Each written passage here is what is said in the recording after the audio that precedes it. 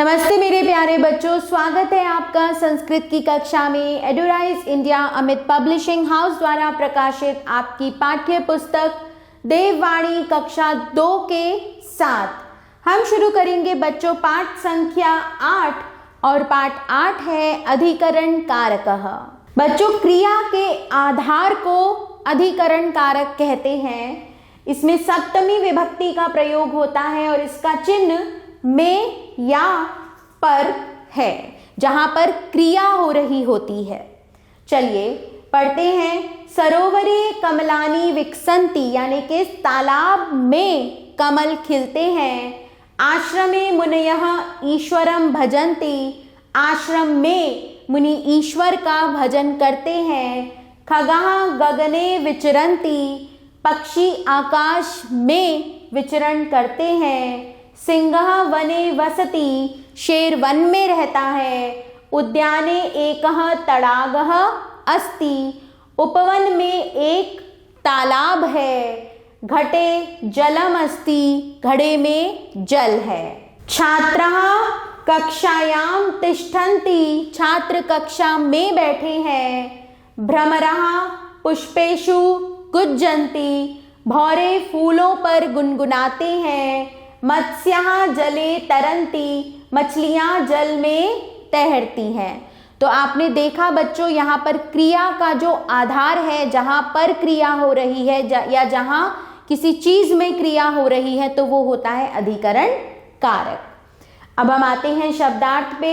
घटे घड़े में, कक्षायाम कक्षा में, वने वन में, हिमालये हिमालय पर, गगने आकाश में, पुष्पेषु फूलों पर, खगा पक्षी, सरोवरे तालाब में, विकसंती खिलते हैं। शुरू करते हैं बच्चों पाठ का अभ्यास कार्य। प्रश्न 1 देखेंगे। निम्नलिखितानां प्रश्नानां उत्तराणि लिखित। निम्नलिखित प्रश्नों के उत्तर लिखिए। उद्याने कः अस्ति, उद्याने तडागः अस्ति। भ्रमराः कुत्र गुज्जन्ति, भ्रमराः पुष्पेषु गुज्जन्ति। मत्स्याः कुत्र तरन्ति, मत्स्याः जले तरन्ति। कमलानि कुत्र विकसन्ति, कमलानि सरोवरे विकसन्ति। खगाः कुत्र विचरन्ति, खगाः गगने विचरन्ति। सिंहः कुत्र वसति, सिंहः वने वसति। सम्यक उत्तरम चिनुत, सही उत्तर चुनिए। वृक्षाः सन्ति उद्याने, तालाब में लिखेंगे तडागे। फूलों पर पुष्पेषु।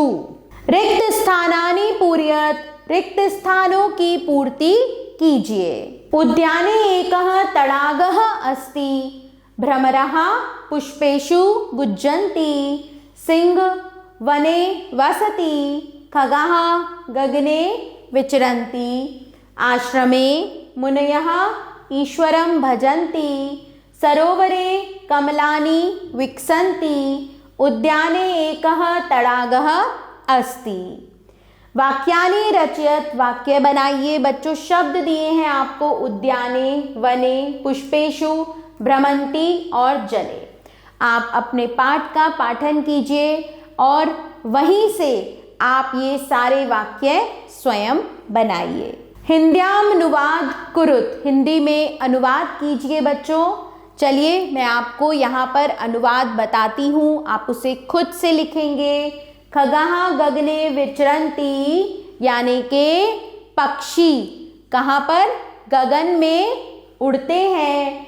कमलेषु भ्रमराः गुज्जन्ति, कमल पर भ्रमरे भौरे गूंजते हैं। तडागे कमलानि विकसन्ति, तालाब में कमल खिलते हैं। तडागस्य जले मत्स्याः तरन्ति, तालाब के जल में मछली तैरती हैं। घटे दुग्धम अस्ति, घड़े में दूध है। क्रियाकलापः निम्नांकितं चित्रं दृष्ट्वा, निम्नलिखित चित्र को देखकर, सुंदरेषु अक्षरेषु, सुंदर अक्षरों में, सप्तमी विभक्तौ वाक्यानि लिखत, सप्तमी विभक्ति के वाक्य लिखिए। आभार बच्चों, मिलते हैं नए पाठ के साथ।